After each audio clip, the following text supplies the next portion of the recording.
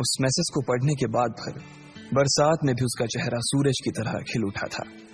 Lucky ने इस message को पढ़कर खत्म किया ही था कि उसके फोन पर बारिश की बूंदें जमा होने लगी थीं।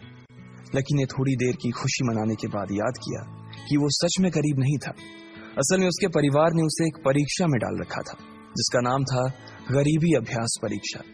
इस परीक्षा के तहत लकी को अग्रवाल खानदान में उसके नाम की जमीन और जायदाद पर तभी हक मिलने वाला था जब वो इस परीक्षा को पास कर लेता। अचानक से उसे याद आया कि वो गरीब नहीं था बल्कि गरीब होने की परीक्षा दे रहा था। हालांकि परीक्षा देते देते उसे 8 बरस हो चुके थे, इसलिए उसे एहसास होने लगा था कि वो कभी परीक्षा को पास ही नहीं कर पाएगा और हमेशा हमेशा के लिए गरीब ही रह जाएगा। अच्छा हुआ चली गई, अब मिलना कभी। लकी ने होटल की तीसरी मंजिल की ओर देखा और पानी के अंदर ही अपना पैर पटक दिया। वो डिम्पल को कोस रहा था। उसने अपनी मोटरसाइकिल उठाई और फिर से चमन मेडिकल स्टोर जाने के लिए मुड़ने लगा। अगले दिन जब लकी की आंख खुली तो वो सीधा उठा और तैयार होकर शहर के सबसे बड़े बैंक न्यू सिटी बैंक पहुंच गया। न्यू सिटी बैंक न सिर्फ शहर का सबसे बड़ा बैंक था बल्कि वो सबसे अमीर बैंक भी था। वहां पर शहर के सबसे अमीर लोगों के ही पैसे जमा किए जाते थे। लकी वहां पैसे को निकलवाने के लिए जा रहा था। New city bank south Delhi में बसा हुआ था और उसके दरवाजे के बाहर महंगी से महंगी गाड़ी खड़ी थी। भाई, अब इसमें से कौन सी नई गाड़ी लेगा, लकी ने मन ही मन सोचा। उसे यकीन नहीं हो रहा था कि कल तक तो वो एक मोटरसाइकिल तक नहीं खरीद पा रहा था और आज वो एक कार, और वो भी इतनी महंगी कार खरीदने की सोच रहा था। फिर उसने अपनी नजर गाड़ी पर से हटाई और बैंक के अंदर जाने लगा। उसने देखा कि बाहर बहुत भीड़ थी और महंगे से महंगे कपड़े पहने लोग बैंक के अंदर जा रहे थे। कहाँ दवाओं की बदबू और कहाँ ये खुशबू। उसने एक बहुत ही गहरी सांस के अंदर ज्यादा से ज्यादा खुशबू को समेटने की कोशिश करते हुए अपने मन में सोचा, लेकिन अगले ही पल उसके मन में संकोच पैदा हो गया था। रातों रात लकी की किस्मत तो बदल गई थी, लेकिन उसके कपड़े नहीं बदल पाए थे। इतने बड़े बैंक में वो वही कपड़े पहनकर आ गया था जो वो अक्सर अपने काम पर पहनकर जाता था। पैसे लेते ही ना सबसे पहले नए कपड़े खरीदने हैं, लकी ने अपने आप से कहा और फिर बैंक के अंदर दाखिल होने लगा। जैसे ही उसने दरवाजे को धक्का दिया, उसे आवाज आई, आउच! लकी थोड़ा सा हड़बड़ी में दिखाई दे रहा था और इस जल्दबाजी के चक्कर में वो एक लंबे बाल वाली लड़की से जा टकराया था जो कि उसके बगल में ही चल रही थी। माफ करना, मैं आपको देख नहीं पाया, सॉरी। लकी ने तुरंत उससे हाथ जोड़कर माफी मांगते हुए कहा। उस लड़की ने इतने अच्छे कपड़े पहन रखे थे कि उसे देखकर ही लग रहा था कि वो किसी अमीर घराने की लड़की थी, इसलिए सॉरी बोलते वक्त ना चाहते हुए भी लकी के हाथ उसके सामने जुड़ गए थे। लेकिन जब उस लड़की ने लकी के कपड़े और उसके हुलिये को देखा तो उसने अपनी नाक भौं सिकोड़ ली। वो लगभग हर रोज इस बैंक में आया और जाया करती थी, लेकिन उसने आज तक इस बैंक के अंदर लकी जैसे फटीचर आदमी को घुसते हुए नहीं देखा था। उसके बालों में से आंवले के तेल की गंध आ रही थी। उसने गुस्से भरी नजरों से लकी की ओर देखा और बोली, क्यों नहीं देख पाए? मैं क्या ट्रांसपेरेंट हूं? तुम्हें इतनी बड़ी लड़की दिखाई नहीं देती? इससे पहले कि बात आगे बढ़ती, उस लड़की ने देखा कि इस बैंक की मैनेजर यास्मीन पटेल उन दोनों की ओर बढ़ी चली आ रही है। उसने भी लकी को देखकर वैसी ही शक्ल बनाई थी जैसी शक्ल उस लंबी लड़की ने बनाई थी। I am so sorry miss, आपको कहीं लगी तो नहीं? यास्मीन ने उस लड़की से पूछा और फिर घिन्न भरी नजरों से लकी की ओर देखने लगी। लकी तमतमाती आंखों से उन दोनों को देखा जा रहा था। वो जानता था कि उसने इतनी जोर से भी दरवाजा नहीं खोला कि उसे चोट लग जाए, लेकिन असल में उसे यह मालूम नहीं था कि वो लोग उसे नहीं बल्कि उसके कपड़े को देख रहे थे। यास्मीन ने लकी को ऊपर से नीचे तक देखा और ना जाने उसके मन में क्यों शक पैदा हो गया। क्या आप मुझे बता सकते हैं कि आप यहाँ पर किस काम से आए हैं? यास्मीन ने बड़ी मुश्किल से अपने चेहरे पर एक मुस्कान लाते हुए कहा। वो उसका हुलिया देखकर ही समझ गई थी कि वो यहाँ का कस्टमर तो नहीं था। लकी ने अपने आप को संभाला और कहा, हाँ, वो मैं अपना पैसा निकलवाने के लिए आया था। पैसे निकलवाने के लिए आए हो? यास्मीन ने लकी की बात को ही दोहराते हुए कहा। वैसे तो वो लकी की बात पर जोर से हंसना चाहती थी, लेकिन उसने अपने आप को थोड़ा सा काबू में कर लिया था। लकी की बात सुनकर उसे लग रहा था कि वो कोई पागल था जो यहाँ जबरदस्ती घुसा चला आ रहा था। हाँ, तो क्या आपके पास कार्ड है? यास्मीन ने उससे आगे पूछा। न्यू सिटी बैंक का कार्ड हासिल करना एक बहुत ही मुश्किल भरा काम था। अगर किसी को भी उस बैंक का कार्ड लेना था तो सबसे पहले उस आदमी को अपने खाते में कम से कम 5 लाख रुपए जमा करवा कर रखने पड़ते थे, तब जाकर उसे कहीं कार्ड मिलता था। लेकिन लकी तो पहली बार ही यहाँ आ रहा था इसलिए उसके पास कार्ड होने की कोई संभावना ही नहीं थी। लकी जब यास्मीन के सवाल का जवाब नहीं दे पाया तो यास्मीन ने फिर उससे पूछा, मैं पूछ रही हूं कि आपके पास कार्ड है? वो समझ गई थी कि लकी पागल ही था, जो कहीं से भागकर सीधा उनके बैंक में आ गया था।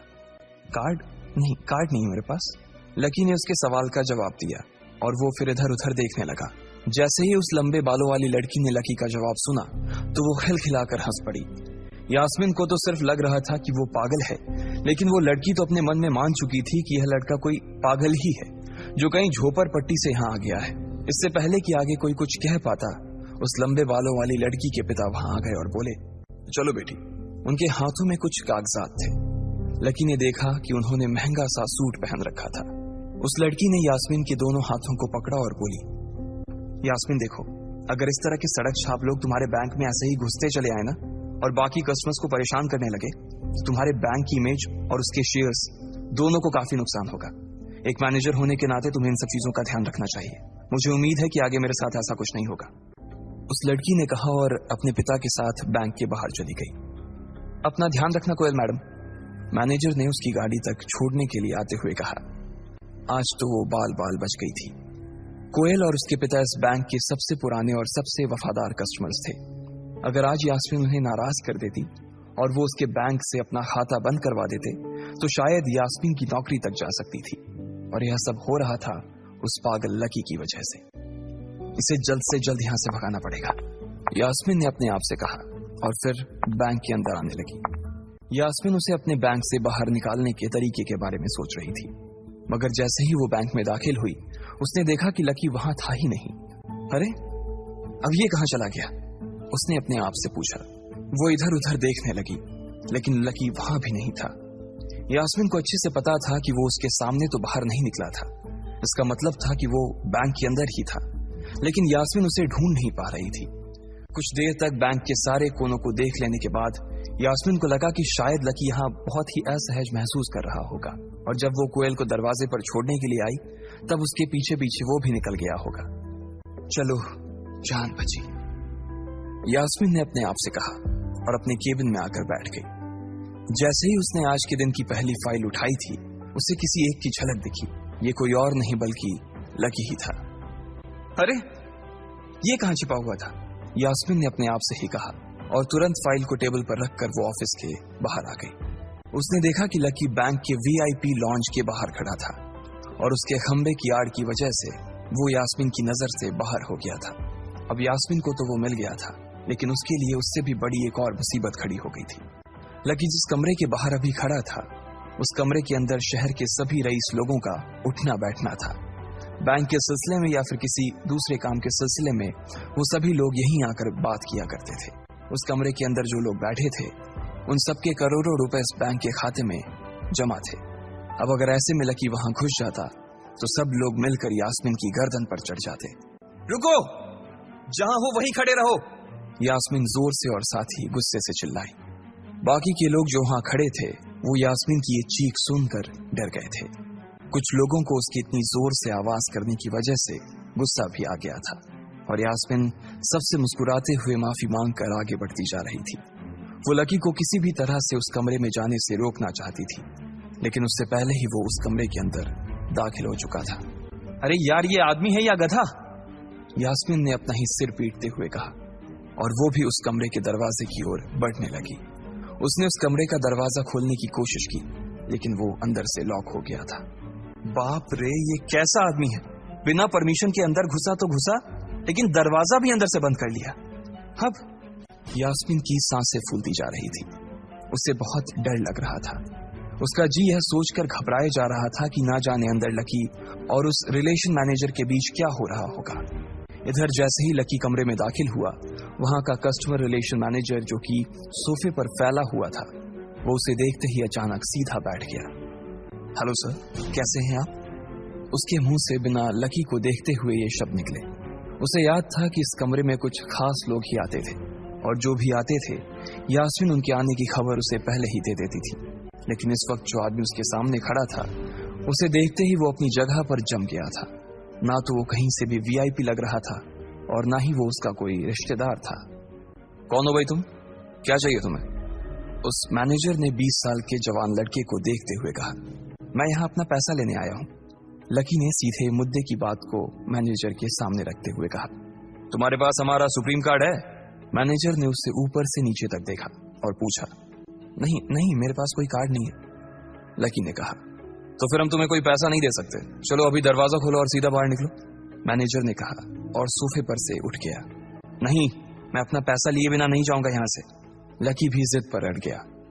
अरे बोला ना, बिना कार्ड वाले को पैसा नहीं मिलता है, और वो भी पैसा होगा तब तो मिलेगा ना। मैनेजर ने उसके करीब आते हुए कहा, अरे पैसा है तभी तो निकालने आया हूं सर। लकी ने कहा, देख फालतू की बहस मत कर सुबह सुबह, वरना मैं सिक्योरिटी को बुला लूंगा तो वो लोग मार मार कर बाहर निकालेंगे तुझे। लकी यह सुनकर घबरा गया था। मैनेजर के चेहरे का गुस्सा उसे साफ नजर आ रहा था, लेकिन ऐसा भी नहीं था कि वो झूठ बोल रहा था। भले ही उसके पास कार्ड नहीं था, लेकिन इसका मतलब ये नहीं था कि वो अग्रवाल खानदान का लड़का नहीं था। जैसे जैसे मैनेजर उसकी ओर बढ़ता चला जा रहा था, लकी का डर भी बढ़ता जा रहा था। मैनेजर को लग रहा था कि वो कोई संकी था और वो उसे धक्का मारकर बाहर निकालने के लिए आगे बढ़ ही रहा था कि अचानक घबराए हुए लकी के दिमाग में एक आइडिया आया। फिंगरप्रिंट! उसने अपना अंगूठा कमरे में मौजूद उस मैनेजर के सामने उठाते हुए कहा।